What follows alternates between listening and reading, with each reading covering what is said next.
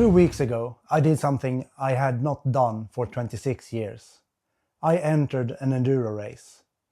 But because I apparently like bad ideas, I did it on the CFMOTO 450MT, an adventure bike with a twin engine at a real enduro race. As far as I could see, I was the only one actually racing on an adventure bike. I did see one other ADV bike there.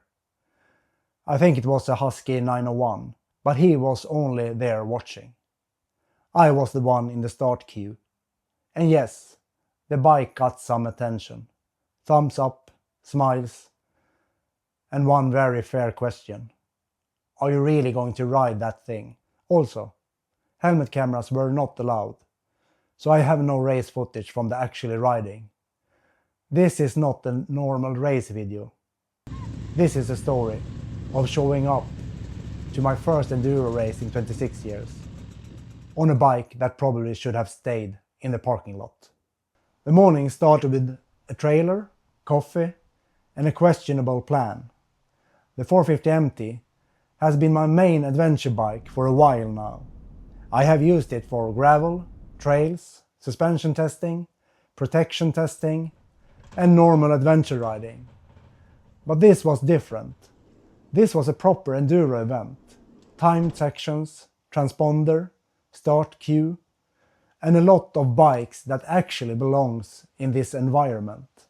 Lightweight enduro bikes, 2 strokes, 4 strokes, 250s, 300s, 350s. And then there was me, on a twin-cylinder adventure bike. The funny thing is, I was not very nervous. I expected to be. After all, this was my first enduro race in a very long time. But I felt calm.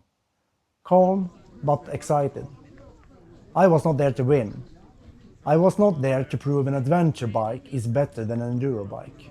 Because it's not. Not here. I was there to learn. To get race experience again. And see how the bike will feel. And to take one more step on the road to Romaniacs. The race had 2 special tests. You rode test 1 and then test 2. And together that was counted as 1 lap. In total we did 3 laps, so 6 timed sections. A lot of the course went across open fields.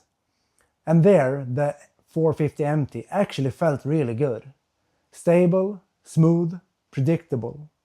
The engine was easy to control, and when the terrain opened up, the bike started to make sense.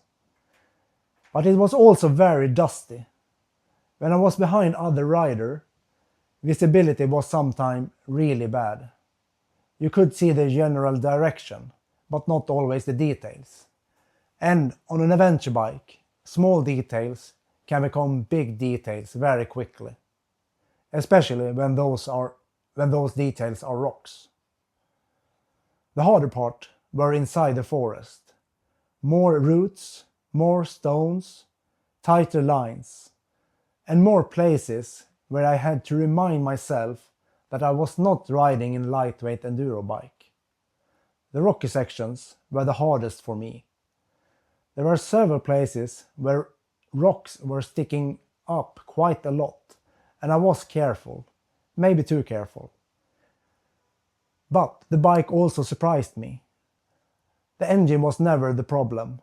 It was smooth, calm, and easy to control.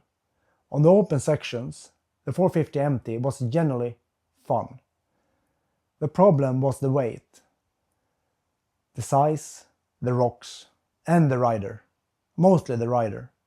On a lighter enduro bike, you can attack more, correct mistakes faster, take more chances. On the 450MT, every mistake has more weight behind it, literally. So I rode with a bit of more margin. Maybe that was smart, maybe I need more practice, probably both. So how did it go? I finished. And that alone felt like a win.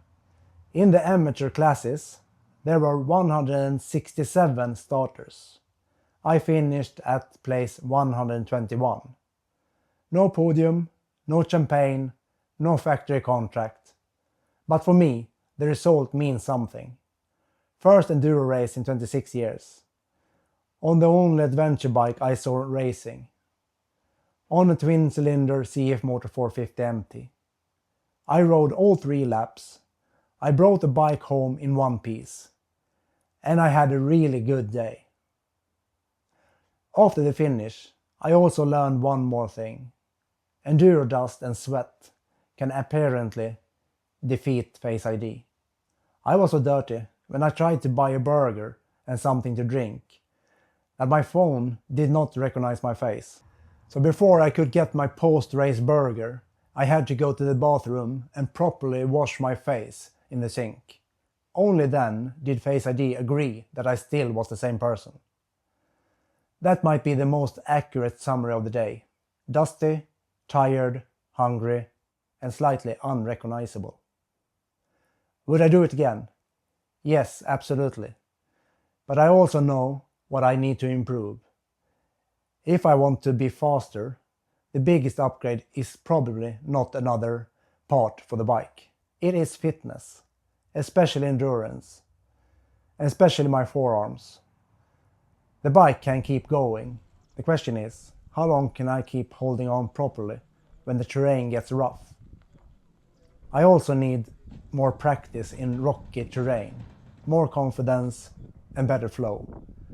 Because that race was a really good reality check. And that is what this Road to Romaniacs project is about. Not pretending that everything is easy. Not pretending that I'm suddenly an enduro hero. And definitely not pretending that an adventure bike is the perfect tool for this. But showing the process, the mistakes, the weird ideas, and the small wins. This race was one of those days. It was fun, it was hard, it was dusty, and it was a little bit stupid. And it made me want to do more. So maybe the 450MT was not the right bike for an enduro race, but it was the right bike for this story. First enduro race in 26 years. Finished. 121st out of 167 starters. One adventure bike. One twin engine. A lot of dust. And a very happy rider. Not bad for a bike that probably should have stayed at a parking lot. But where is the fun in that? Thanks for watching, ride safe, and see you in the next one.